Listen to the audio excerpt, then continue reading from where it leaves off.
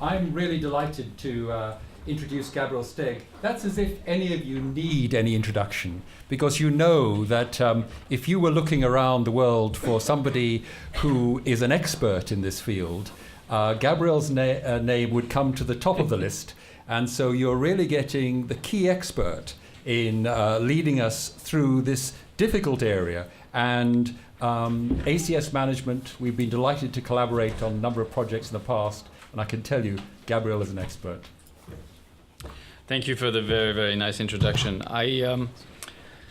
I thought I had too many slides, so I cut a bit of the slides to leave space for discussion, and I hope we can have a lively chat at the end of this presentation. What I'd like to do is not bore you with all of the trials and all of the data on antiplatelet therapy in ACS, ticagrelor and prasugrel. There are far more data, and I could speak the whole afternoon. I really wanted to take both a theoretical view and end with a practical view on the implications for this.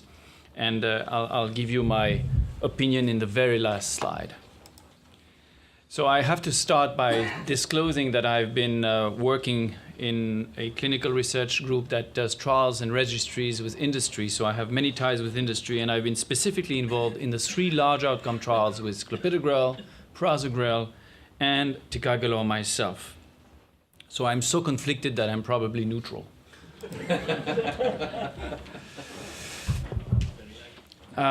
Let us start with clopidogrel and accepting that aspirin and clopidogrel as dual antiplatelet therapy had established itself 5 to 10 years ago as the standard of care for patients with ACS.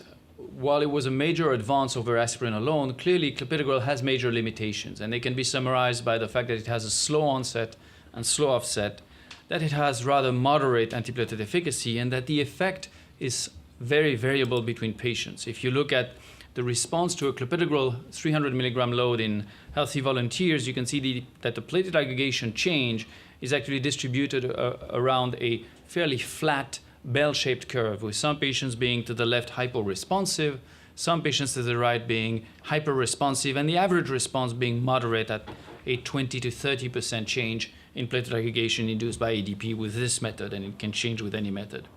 There are many ways you can try to circumvent this. You can try to increase the dose of clopidogrel, increase the load, and then you get a slightly narrower and higher bell-shaped curve, but still with quite substantial variability, and still an effect that, although shifted to the right, is modest to moderate at best. And that does not translate when tested in a large-scale outcomes trial such as current OASIS 7. That does not translate into a major obvious clinical benefit. Overall, there was actually no significant benefit. There was only benefit seen in the subgroup of patients who went on to PCI, and one can debate whether a positive subset from a negative trial is acceptable or not. And we know why there is such moderate effect and such variability. We know that clopidogrel is not a drug, it's a prodrug, and cytochrome's P450 enzymes play an important role in transforming that inactive agent into the active metabolite. And that's largely, but not entirely, but largely genetically determined by the CYP2C19 gene. And patients who have loss of function alleles for that gene actually have reduced level of active metabolite, reduced level of platelet aggregation, and an increased risk of ischemic events. This is one of the analyses that looked at this. And if you look at the PK on top and the PD at the bottom, you can see that the patients who carry the loss of function alleles for CYP2C19 have a worse pharmacokinetic response, a worse pharmacodynamic response, and this in several registries and trials translated into worse outcomes for patients who carry the loss of function allele as opposed to no loss of function allele. And this is really the impetus for developing novel P2Y12, novel oral P2Y12 receptor blockers, and they are clearly superior, as you will see. Both of them clearly beat clopidogrel. The idea for these agents is to have either a simpler, more efficient metabolism for prasugrel. Prasugrel is actually a drug that's very similar to clopidogrel, and its active metabolite is ex vivo literally equipotent with the active metabolite of clopidogrel, but the metabolism is far more efficient and quick for prasugrel than it is for clopidogrel. Ticagrelor is a completely different agent that doesn't need biotransformation, is directly active, and as you will see, has a different chemical structure and actually some reversibility to it, whereas neither the binding or antiplatelet effect of prasugrel or clopidogrel are reversible at all. So if you switch patients who receive clopidogrel to prasugrel, you can see that the distribution of the antiplatelet inhibition, which is achieved on the left to clopidogrel and highly variable and centered around 30% response, actually is much narrower on the right and now centered around 70% response. If you look at patients who are resistant to clopidogrel as measured by one of several platelet function tests, in this case platelet reactivity units, you can see that patients who retain platelet reactivity despite clopidogrel with the black dots, when you shift them to ticagrelor in purple or you shift them to prasugrel in green, you actually successfully achieve an effect in almost all of the patients, maybe save one here, which retains substantial platelet aggregation despite therapy with the novel agents. So how do these pharmacokinetic and pharmacodynamic differences translate clinically? Well, there are two large outcome trials, one for prasugrel, one for ticagrelor. The prasugrel trial is a trial in clopidogrel-naive ACS patients who either have STEMI or have unstable angina or non-STEMI. They're all planned for PCI. The STEMI patients are planned for primary PCI. Some of them were planned for secondary PCI. I'll come back to this. And most of them were planned for PCI after having had an angiogram for non-ST elevation or acute coronary syndromes. They all received aspirin and received in a double-blind fashion either a loading dose of clopidogrel and a maintenance dose, or a loading dose and maintenance dose of prasugrel. Note that the loading dose of clopidogrel was only 300 milligrams, and there's been a lot of discussion about the interpretation of the fact that the loading dose is low and maybe that did not maximize the effect of clopidogrel, and maybe that was an unfair comparison. The other point that's worthy of mentioning is that the vast majority of patients received the loading dose of clopidogrel and prasugrel or the matching placebo after the PCI was started and sometimes even completed. And of course, if you have a slow-acting agent such as clopidogrel and a fast-acting agent such as prasugrel, that may introduce some differences in the clinical response. Median duration of therapy was 12 months, and the primary endpoint was the composite of cardiovascular death, MI, and stroke. I'm sure you've seen this slide many times already. There was a 20% reduction in the primary efficacy endpoint from prasugrel to clopidogrel at the expense of an increase of approximately 30% in the primary safety endpoint, which was TIMI major bleeding excluding CABG-related bleeds. And one could debate whether it's fair or unfair to exclude CABG-related bleeds. Again, that's part of the debate, but that was the primary endpoint. Note that the benefit is achieved very early. The curves separate almost immediately, and then there is some additional benefit thereafter, but it's rather modest. Most of the benefit is achieved early. When you look at the components of the primary endpoint, you can see that overall you have this 19% reduction in the primary endpoint. It's really largely driven by non-fatal MI. There's no clear reduction in cardiovascular mortality, stroke, or all-cause mortality. In fact, when you look in more detail, it's very striking to see that you do achieve a reduction in MI, but the fatal MIs, which you avoid, are 12 fewer events in the prasugrel arm and in the clopidogrel arm, which exactly balances, or is exactly balanced by the increase in fatal hemorrhages that you get with prasugrel compared to clopidogrel, 12 additional fatal hemorrhages.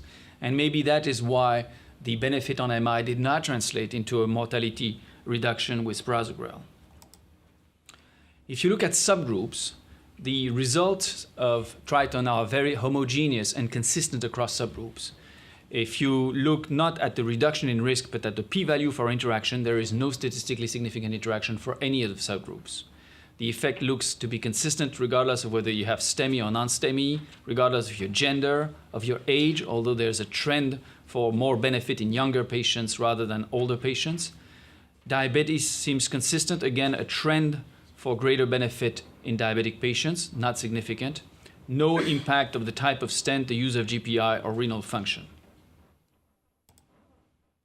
There are three subgroups in which the ratio of benefit to harm was found to be either detrimental or neutral.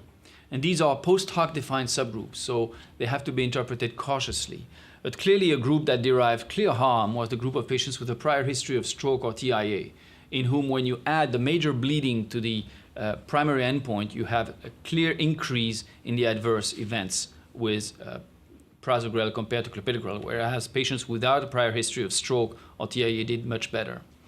The net clinical benefit was neutral for older patients and patients with a body weight of less than 60 kilograms, which has prompted the agencies on both sides of the Atlantic suggest that these patients should probably receive a reduced maintenance dose of prasugrel of 5 milligrams instead of 10 milligrams to try to minimize bleeding. But they are not formally contraindicated to prasugrel. Now, as I indicated, the Trident trial was a PCI trial. Now, there has been a subsequent large trial, Trilogy, looking at medically managed ACS patients, comparing clopidogrel to prasugrel, and that trial was negative. It didn't find a reduction in the primary endpoint.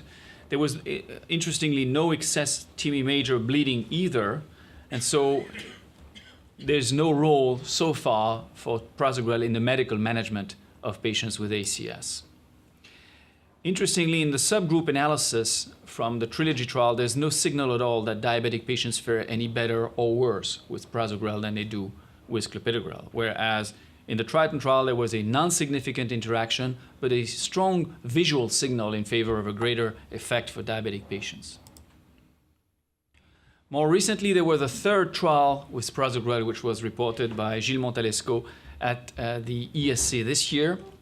It's the ACOAST trial. It's not a trial of prasugrel itself, it's a trial of prasugrel versus prasugrel. What the investigators did in that trial is to ask themselves, would there be benefit in preloading the patients when they get to the hospital before they go on to the angiogram and to PCI, or to delaying the loading of prasugrel, as was done in the Trident TIMI 38 trial, until after they've had an angiogram and a decision to proceed to PCI has been made. So patients with ACS were randomly assigned to a loading dose given at the time of PCI, or 2 half-loading doses of 30 milligrams, one given at the time of presentation and the other one given at the time of PCI. As you can see, there was no benefit in terms of efficacy from upstream loading with prasugrel, but there was a clear signal of harm from upstream loading with increased bleeding in the patients who had been preloaded with prasugrel. The interpretation of that trial has to be careful, though, because the time between the 2 loading doses was only 4 hours. So with a quick-acting agent such as prasugrel, the role of pretreatment might be limited in that setting, but 4 hours may not represent the average delay between diagnosis and going on to an angiogram and PCI in many European centers, or even US centers for that matter. The other point worthy of comment is that the excess bleeding noted here is much greater than what was seen in the Trident trial. Here we have an excess bleeding in the range of twofold, whereas in the Trident trial, comparing prasugrel to clopidogrel, there was a 30% increase. And maybe that very large increase might be related to the fact that patients received 2 loading doses, even though the loading doses were half a full loading dose. That may play a role in an excess bleeding seen with the 2 loading doses of prasugrel. The second novel P2Y12 antagonist is ticagrelor, a very different agent, not a prodrug, rapid onset, possible offset, reversibly bound to the P2Y12 receptor, and a completely different structure chemically from the thionopyridines, taclopidine, clopidogrel, or prasugrel. It is not a thionopyridine. If you look at the onset of effect and the offset of effect, note that the agent has to be given twice a day, which is an important difference with the other agents. And note that the time scale here is logarithmic, not linear. But if you look at the onset of effect for ticagrelor in blue compared to the onset of effect with clopidogrel in red, in patients with stable CAD, you can see that within half an hour, you're already almost at the level achieved at the plateau of effect of clopidogrel. And 1 hour after giving an oral dose, then you're clearly far higher than the effect achieved by clopidogrel. With respect to the offset, when you give the last dose, you have a last bump of inhibition of platelet aggregation, but then the curves cross, so that 3 days after discontinuing ticagrelor in blue, you're approximately at the level of residual platelet aggregation achieved 5 days after discontinuing clopidogrel. And some clinicians such as me, like the rule of 3-5-7. If I have to send a patient to surgery, I wait 3 days after ticagrelor, 5 days after clopidogrel, 7 days after prasugrel, to be in an approximately similar range of residual platelet aggregation. Note that this is not what the label says. The label has to do with the interpretation of the data by the agencies, which for some reason didn't match those of the trial. The trial with ticagrelor, the outcome trial, was clopidogrel versus ticagrelor. And it's a trial looking at non-ST elevation in patients at moderate to high risk, or patients with STEMI going on to primary PCI. all patients received aspirin. An important difference with the Triton trial is patients could have received clopidogrel either for their ACS. They could also be on clopidogrel chronically before their ACS. They didn't have to be naive for clopidogrel. Patients could receive a loading dose of clopidogrel and a maintenance dose, or a loading dose of ticagrelor and a maintenance dose. Note that there was the possibility to give 2 loading doses in order to achieve a dose of 600 milligrams for patients going on to PCI. So there was a substantial group of patients, roughly a third, who had a control loading dose of 600 milligrams before PCI for clopidogrel. The primary endpoint was the same as in the Triton trial. The primary safety endpoint was total major bleeding using a specific protocol definition by intention to treat, not excluding cabbage-related bleeds. And you can debate whether this is good or bad, and you will see why this leads to a difference. Again, I'm sure you've seen this. The results of Plato show a 16% reduction in the primary endpoint, highly statistically significant. The benefit accrues over time. It is not front-loaded. The longer you observe the patients treated, the greater the separation of the curves, suggesting that there is greater benefit in longer treatment, but it's only a suggestion. I think the important issue is the reduction in cardiovascular mortality, which is a roughly 20% reduction, also with a similar shape of the separation of the curves. The other interesting finding is that the benefits appear consistent regardless of whether the physician intended to have invasive or conservative management. Note that this is a stratification at the time of randomization, intend to be invasive or intend to be conservative, and you can see that there is consistent benefit regardless of the stratification. A post hoc analysis was also done looking at the actual invasive and conservative management of non-ACE elevation ACS, and they also yield very similar results with the same type of benefit. A subgroup that appeared to derive a spectacular benefit from ticagrelor, but this is a post hoc analysis because this was a post-randomization decision, is the group of patients who went on to have cabbage. In the group of patients who went on to cabbage, there was a 50% reduction in total mortality. And that was driven by a massive reduction in bleeding, a close to 70% reduction in major bleeding and fatal bleeding, particularly after cabbage. What about bleeding in the overall trial? If you look at the Plato definition, the protocol primary endpoint, Plato major bleeding, no difference. TIMI major bleeding, no difference. Red cell transfusion, no difference. Plato life-threatening fatal bleeding, no difference. Fatal bleeding, no difference.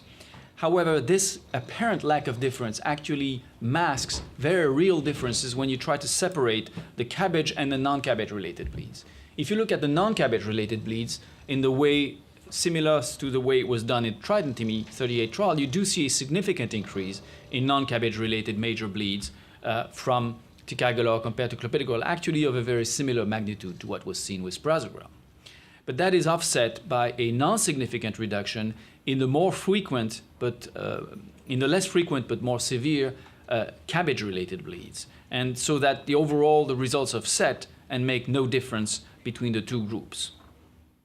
Also note that so-called minor bleeding is increased with ticagrelor, and minor bleeding is a misleading term because minor bleeding could be a GI bleed with a hemoglobin drop of 3 grams, an event that I think none of us would find minor if it occurred to any of us. There's a specific type of side effect that occurs with ticagrelor that is unusual with clopidogrel or prasugrel. It's dyspnea. Dyspnea, the incidence of dyspnea-related adverse events in Plato was twice with ticagrelor what it was with clopidogrel, roughly 14% versus 7%. And although very few patients had to discontinue the drug because of dyspnea, less than 1%, it is still 9 times more frequent to discontinue treatment because of dyspnea with ticagrelor than it is with clopidogrel. That is not associated with any changes in lung function or morphology. It actually is mild episodes of dyspnea in most patients and will go away even when continuing therapy. I think it still is important to be aware of this, in particular because we need to instruct patients that they may experience dyspnea in the first days of therapy, that this will go away even if they continue therapy, and that they should absolutely not stop therapy because of dyspnea. It's important, of course, for fear of acute stent thrombosis related to inappropriate discontinuation of the treatment by the patient. One of the most frequent questions that I get is, should we have a preferred agent for STEMI? And then we'll debate whether we should have a preferred agent for all of ACS. And before we get to this, I want to remind you with the principles of subset analyses. And there are two key principles we should keep in mind. The first one is we should examine subsets defined prior to randomization. And if we look at post-randomization subsets, we can no longer assume that the randomization balance is still there and that the groups are balanced for all baseline characteristics. The other important issue is that when we look at subgroups, the p-value for a given subgroup has no value whatsoever. The only p-value that's of interest is the interaction statistical p-value between the subsets considered in a treatment effect. Just think of a treatment that works very well, such as aspirin in acute myocardial infarction. Aspirin reduces events by approximately 20%. If you now divide the population in the trial into deciles of age, you will get 10 groups of a tenth of the size of the total trial, and you will find that none of the groups has a statistically significant reduction by aspirin of the treatment effect. Yet the benefit of aspirin is fairly homogeneous across age categories. And if you don't have a statistical interaction, the best authorities instruct us that the overall trial result is usually a better guide to the direction of effect in subgroups than the apparent treatment effect in each group. So let us look at the two trials that way. The Triton STEMI subgroup was reported in The Lancet in 2009 and shows a robust reduction in cardiovascular death, MI, and stroke from prasugrel to clopidogrel. Note, however, that the STEMI subgroup is actually a mixture of two subpopulations, a primary population of 2/3 of the patients and a third of the patients who actually were not primary PCI patients. They were patients who were either treated with thrombolysis or treated with no reperfusion therapy and underwent subsequent PCI between 12 hours and 14 days after symptom onset. And when you look now at the benefits in each of these strata, you can see that the benefit in STEMI is largely driven by the secondary PCI subset. The primary PCI subset has a p-value that is not significant and a 20% reduction in the primary endpoint. Does this mean that prasugrel does not work in primary PCI? Absolutely not. The only thing that matters is the interaction p-value between STEMI and non-STEMI. And as you can see, really the benefit of prasugrel over clopidogrel in Triton is very consistent for STEMI and non-STEMI patients. By the same token, there are several analyses published in the circulation Plato STEMI subcohort, which I authored. And some of them, like this one, have a p-value of 0.02. Others have a p-value of 0.07, depending on how you define STEMI, whether you count the first EKG, the diagnosis at discharge, whether you count LBBB with or without STEMI. But in the end, it doesn't matter, because the only thing that matters is the p-value for interaction between STEMI and non-STEMI. And as you can see, there is not nearly an interaction between STEMI and non-STEMI and the benefit of ticagrelor. So both drugs work in STEMI. There are additional values, or there is additional interest in ticagrelor in STEMI, which is that the benefit of ticagrelor appears to be very consistent across subgroups. And specifically, if I think of the three subgroups for which prasugrel appears to have harm, there is no excess bleeding for older patients. There is no excess bleeding for patients with low body weight. If anything, ticagrelor is even better in patients with a low body weight. And there is no excess bleeding for patients with prior TIA or stroke. I will go into more detail in those three subgroups. There is also no difference in the efficacy as a function of prior antiplatelet therapy, whether you received aspirin, clopidogrel, aspirin, or no antiplatelet therapy before enrollment. Let us look at age. A question I often get is, should we restrict the use of novel P2Y12 receptor blockers in older patients because they're at higher risk of bleeding, and therefore we should probably revert to clopidogrel above a certain age? Well, that is not true. As you can see, yes, the risk of bleeding increases linearly with age.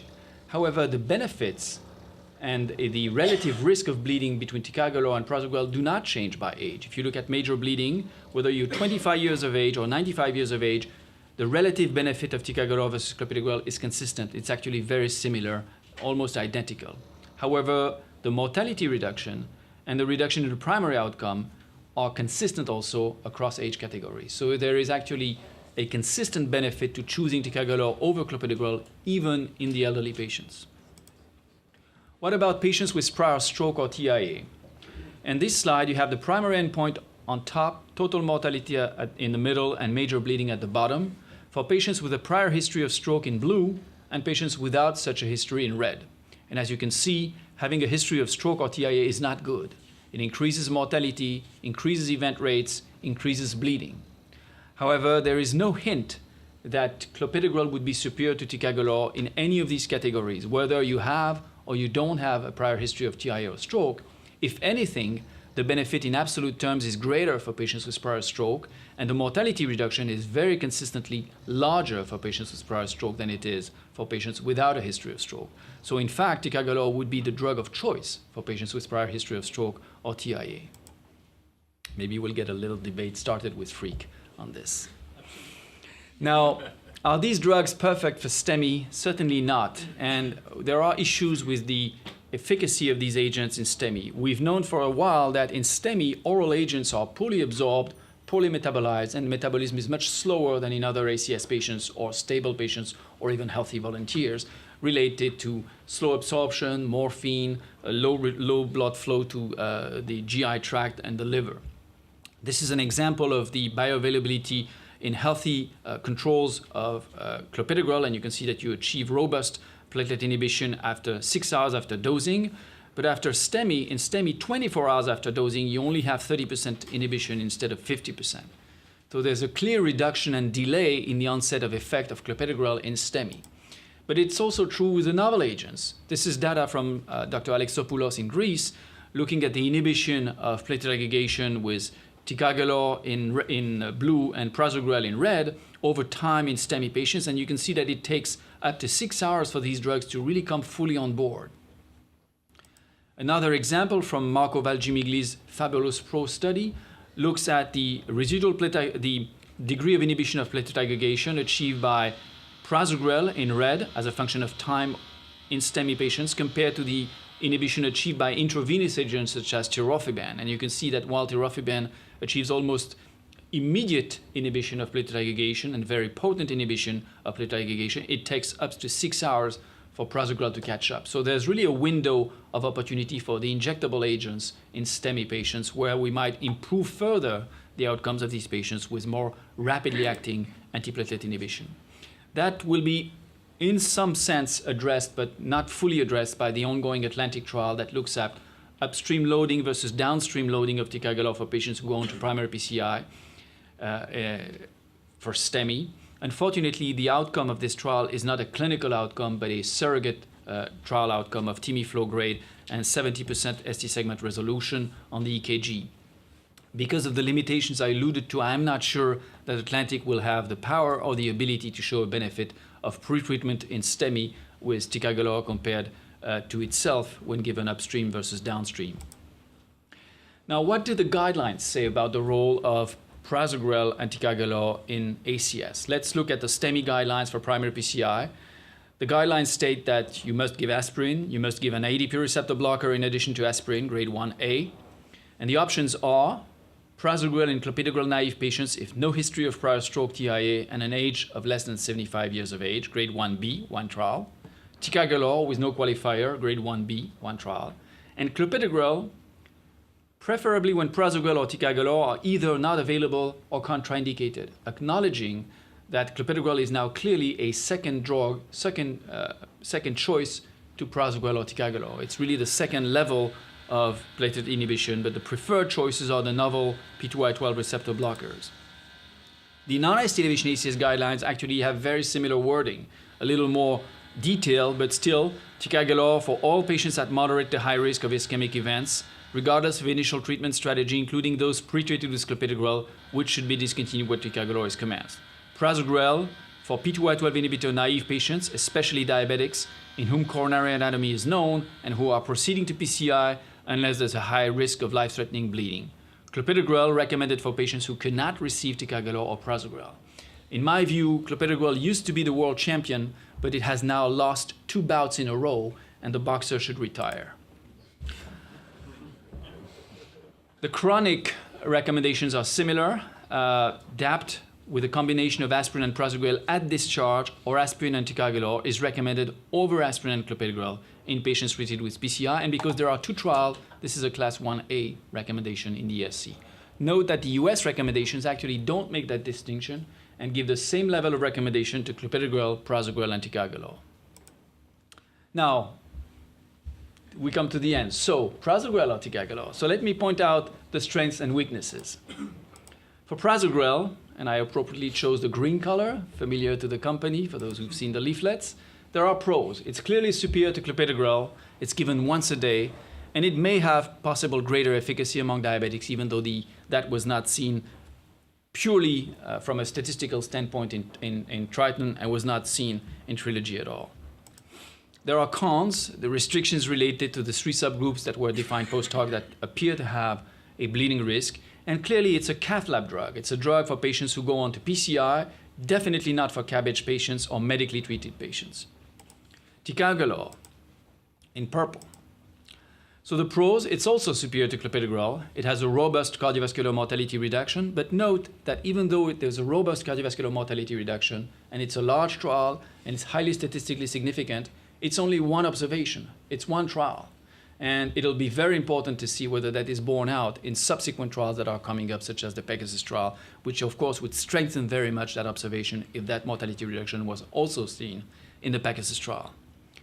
It is effective for all ACS, and that's important because of course it has a much broader scope of use, and it allows for relative simplification. For those institutions that switch to ticagrelor, they can use ticagrelor for all ACS patients, STEMI and non-STEMI. And it has some reversibility, as we've seen. It takes 3 days for the drug to be reversible. It's a relative benefit. The cons, it has to be given twice a day. That's clearly an issue for compliance, even though one could argue that ACS patients have many drugs to take, so it doesn't make that much difference. Still, BID cannot be better than once a day, and compliance has to be a concern. Dyspnea is a very real concern, not something that should deter us from using the drug, but very similar to the cramps and the muscle pains with statins. Very real, a pain in the neck for the patients and the physicians, but a minor disagreement, a minor limitation. The third limitation is reversibility. How can it be both a pro and a con? Well, it's a pro if you have to go to surgery, but it's a con if the patient forgets his drug, because then he or she might not be protected as well against the risk of thrombosis. So in the end, what should we choose? Well, my take on this is maybe it doesn't matter that much. To me, what matters is that the care of ACS patients involve multiple stakeholders, from the ambulance to the emergency room, to the CCU doctor, to the cath lab interventionist, to the cardiac surgeon, to the cardiologist in the ward, and to the cardiologist and GP who take care of the patient after discharge. And the care of ACS patients involves regional networks. And while I understand that some may have their preferences for purple or green, and you can make a case for some of these drugs, in the end, what matters is that the complexity of ACS care and the complexity of the antithrombotic cocktails that we use be simplified by having written STEMI and non-STEMI management protocols that can be adhered to by the institution and the entire network. And I think that, to me, this is the key. This is actually my favorite guideline in all of the guidelines, that we should have a written protocol, regardless of whether you choose bivalirudin, fondaparinux, enoxaparin, prasugrel, or ticagrelor. Write it on a sheet of paper, agree all of it, and then adhere to that protocol that will lead to better patient care. Thank you very much.